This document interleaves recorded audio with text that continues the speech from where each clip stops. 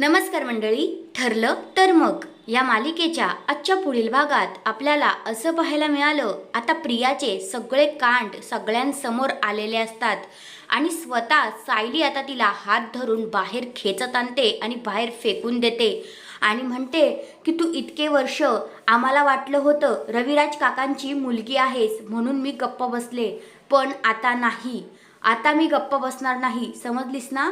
आता तू मला कळलंय की त्यांची मुलगी नाही आहेस म्हणून आता मी तुला बिनधास्त काही करू शकते.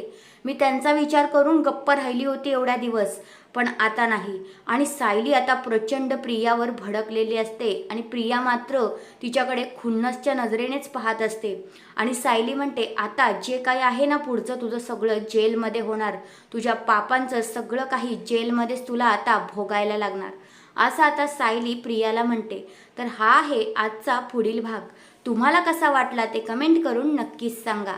धन्यवाद.